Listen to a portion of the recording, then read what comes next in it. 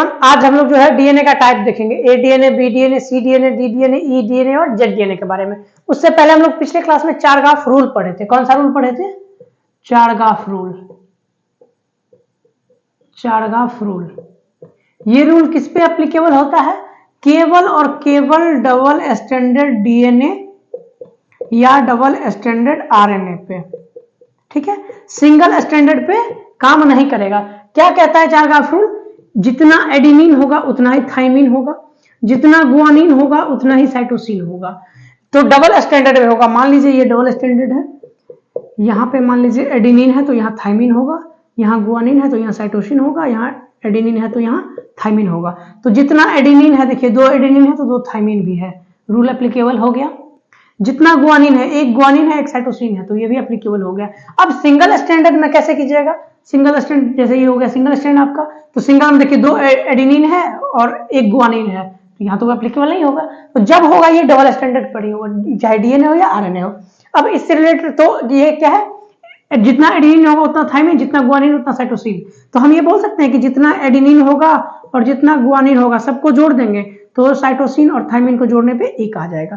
क्यों नहीं आएगा? मान लीजिए 5 गो ही है तो 5 गो ही होगा, 4 गो ही है तो 4 गो ही होगा।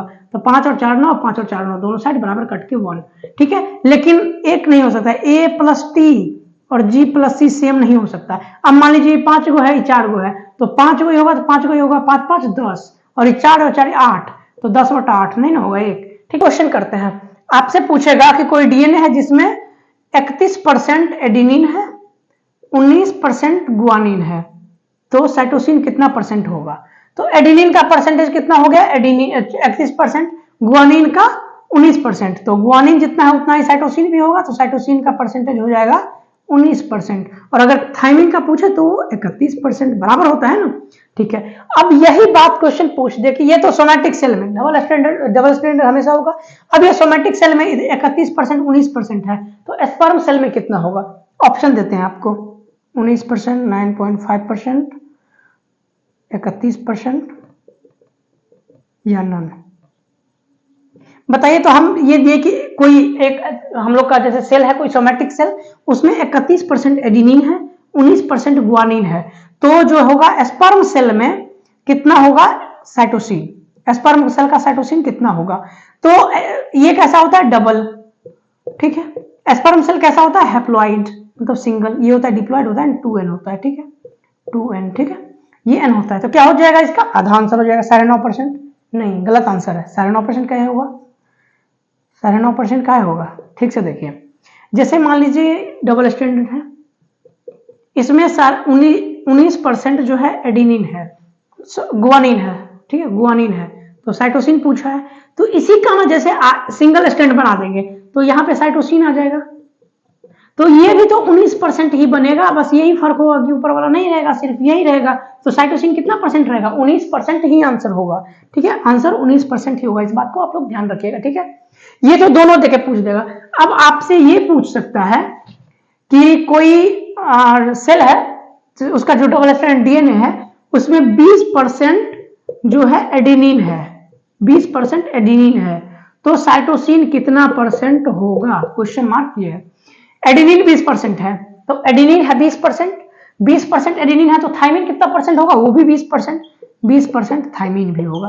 बच कितना परसेंट गया? तो 20 और 20 40, बच गया 60%। तो 60% में कौन कौन सा होगा? साइटोसिन भी होगा और गुआनिन भी होगा, तो दोनों होता है आधा आधा, तो 30% गुआनिन होगा, 30% साइटोसिन होगा, तो आपका साइटोसिन का आंसर कितना हो गया? 30%। क्वेश्चन समझ में आ गया? अब हम लोग डीएनए के बारे में देखते हैं, ठीक है। डीएनए का टाइप देखते हैं, ठीक है। डीएनए का टाइप कौन कौन सा? ए डीएनए, बी डीएनए, सी डीएनए, डी डीएनए, ई डीएनए और जेड डीएनए। ये जो है रेयर केस में होता है, ठीक है, रेयर केस में, ठीक है। ये तीनों कॉमन है। कैसा है? कॉमन। जिसमें मोस्ट कॉमन होता है बी डीएनए, तो ये जो स्ट्रक्चर है ये बी डीएनए का है। ये होता है राइट हैंडेड। कैसा होता है? Right handed. जैसे ये हमारा राइट हैंडेड है, ये ऐसे अंगूठा ले लीजिए, एक्सिस हो गया, इसके अबाउट ऐसे ऐसे रोटेट करेगा। और जेड डीएनए जो होता है ये लेफ्ट हैंडेड होता है। कैसा होता है? लेफ्ट हैंडेड, ठीक है, लेफ्ट हैंडेड। और ये कैसा होता है? राइट हैंडेड, ठीक है, राइट हैंडेड।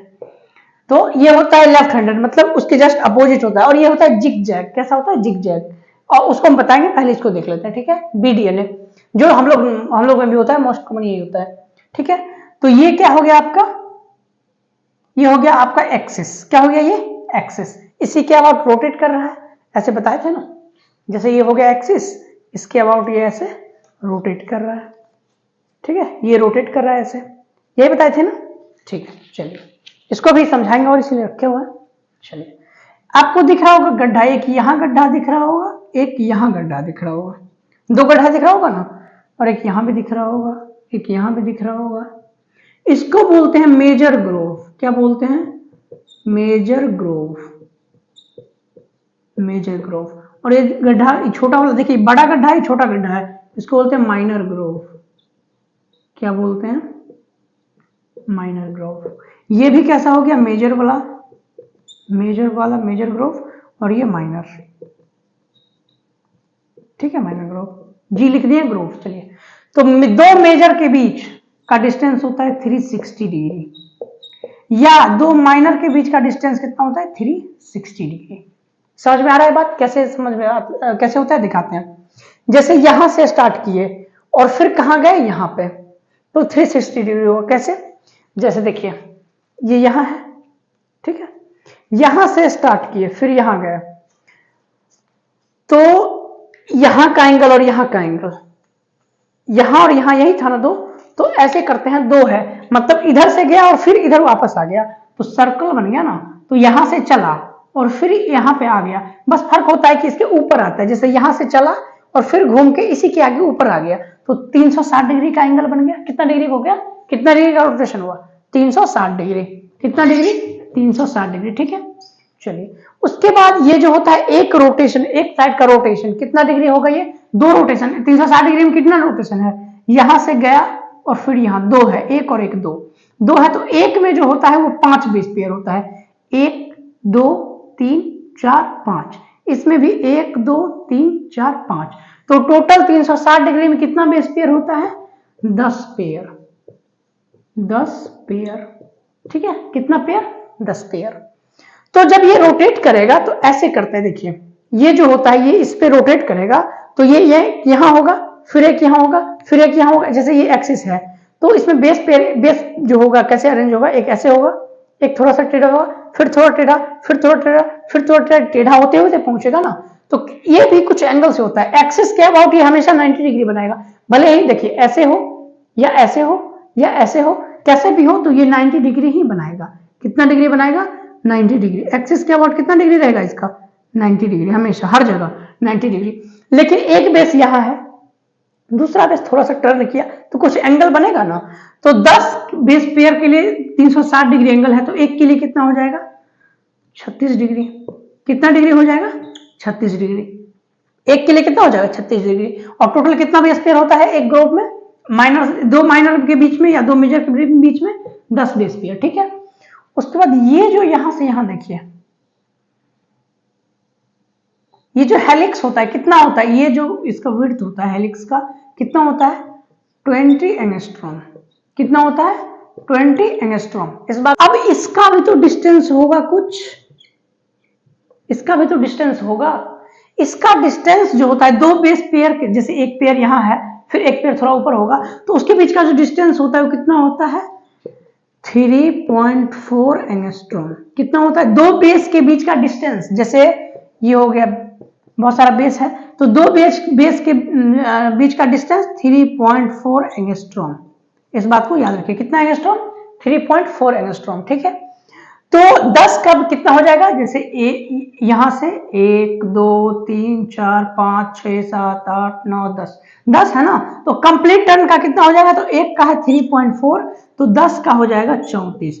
तो इसी को हम लोग बोलते हैं पिच ऑफ द हेलिक्स। क्या बोलते हैं, पिच ऑफ द हेलिक्स। कितना होता है, 34 एंगस्ट्रॉम, ठीक है। तो फिर समरी देखते हैं, दो मेजर या दो माइनर के बीच का जो टर्न होता है कंप्लीट टर्न 360 डिग्री का होता है, उसमें टोटल 10 बेस पेयर होते हैं, और एक का हो गया plus 36 degree, plus right hand है ना तो प्लस लगा दीजिएगा, राइट हैंड होता है ना, लेफ्ट हैंड के लिए माइनस, तो प्लस 36 डिग्री।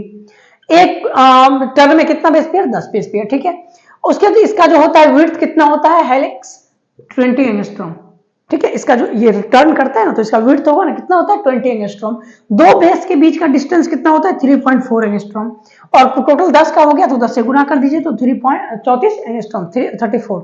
ठीक है, इतना बात क्लियर हो गया। बीडीएनए है, अब डीएनए का कैरेक्टर देख लेते हैं। ठीक है, कैरेक्टर ऑफ बीडीएनए पढ़ लिया ना, कैरेक्टर एक बार देख लेते हैं। B DNA is right handed double helical structure. कैसा होता है ये, राइट हैंडेड बताए थे ना, और जेड डीएनए लेफ्ट हैंडेड। ठीक है, चलिए डायमीटर कितना बताए थे 20 एंगस्ट्रॉम। देखिए ऐसे बनाए थे ना डीएनए। ठीक है, तो ये हो गया पूरा डायमीटर, ये एक एक्सिस के अबाउट रोटेट करता है। ये हो गया आपका माइनर ग्रोव था, और ये कैसा था मेजर, और फिर ये हो गया मेजर। तो दोनों मेजर या दो माइनर के बीच का ग्रोव कितना था 360 डिग्री का एंगल था, यानी 1 कंप्लीट टर्न था। दोनों मिला के 10 बेस पेयर टोटल था, 10 बेस पेयर था। ठीक है, एक बेस पेयर के बीच का डिस्टेंस था 3.4 एंगस्ट्रॉम, तो टोटल हो गया 34 एंगस्ट्रॉम। ठीक है, ये बताए थे ना। चलिए पढ़िए क्या लिखा हुआ है, और एक्सिस से इसका एंगल कितना था 90 डिग्री। ठीक है, distance between two consecutive base pair 3.4 angstrom. ठीक है, इस बात को जब बोर्ड का एग्जाम दीजिएगा ना तो लिखने के लिए पूछेगा, इसलिए लिखा दिए, वैसे याद तो हो ही गया आपको। 1 कंप्लीट टर्न इज 360 डिग्री। ठीक है, एक यहां से स्टार्ट किए, ये रेड वाला पॉइंट दिख रहा होगा ना, यहां से स्टार्ट किए और ऐसे घूम के फिर यहीं आगे ऊपर से, तो एक कंप्लीट टर्न हो गया ना।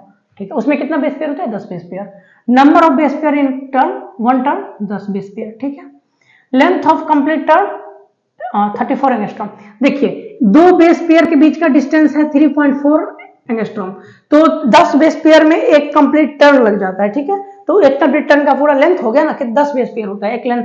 एक कंप्लीट टर्न में कितना बेस पेयर 10 बेस पेयर उसके पूरे लेंथ में, तो उसका डिस्टेंस कितना हो गया 10 का होता है 34 एंगस्ट्रॉम, तो उतना उसका लेंथ हो गया। ठीक है, angle of curvature between two consecutive base pair, consecutive अगल बगल का हो सकता है, आप दो बेस पेयर छोड़ के करेंगे तो एंगल बदल जाएगा 36 डिग्री। ठीक है, एक बेस है उसके जस्ट ऊपर वाले को दोनों का एंगल देखेंगे तो 36 डिग्री, तब ना 10 को पूरा के 360 पूरेगा। ठीक है, angle between base pair and main axis is 90 degree. ठीक है, चलिए डीएनए कैसा होता है डबल हेलिक्स होता है। ठीक है, डबल हेलिक्स होता है ना, इसमें दो चीज होते हैं, स्टेप्स और बैकबोन दोनों होते हैं ना। स्टेप्स जो होता है ये होता है हाइड्रोफोबिक, मतलब पानी से दूर जाने वाला, फोबिक मतलब होता है दूर जाने वाला, और ये होता है मतलब फोबिक मतलब होता है हेटिंग, और फिलिक मतलब लविंग, और ये होता है हाइड्रोफिलिक, कौन सा बैकबोन, यानी वाटर लविंग, और ये वाटर हेटिंग, यानी ये वाटर से दूर जाएगा, ये वाटर के नजदीक जाएगा। ठीक है, तो ये स्टेप्स हो गया हाइड्रोफोबिक, बैकबोन हो गया हाइड्रोफिलिक। तो डीएनए कैसा होता है, डीएनए होता है हाइड्रोफिलिक, किसके अनुसार एनसीईआरटी के अनुसार। तो आपसे पूछेगा डीएनए कैसा होता है, तो हाइड्रोफिलिक आपको टिक लगाना है, ये एनसीईआरटी में लिखा हुआ है। ठीक है, ये सारी चीज एनसीईआरटी में लिखा हुआ है, एनसीईआरटी का लाइन है। ठीक है, तो आप लोग इसको अच्छे से कंप्लीट कीजिए। ठीक है, तो आज का लेक्चर हम लोग यहीं तक रखते हैं, बाकी क्लास हम लोग अगले क्लास में करेंगे। बाकी का क्लास जब जेड डीएनए पढ़ेंगे ना, तो जेड डीएनए, ए डीएनए, बी डीएनए, सी डीएनए सबका एक चार्ट बनाएंगे और सबका कंपेरिजन एक साथ करेंगे। ठीक है, जब पूरा पढ़ लेंगे तब। ठीक है, तो आप लोग जो है वीडियो को लाइक कर दीजिए, चैनल को सब्सक्राइब कर दीजिए, वीडियो को शेयर कीजिए। ठीक है, बाय बाय, टेक केयर।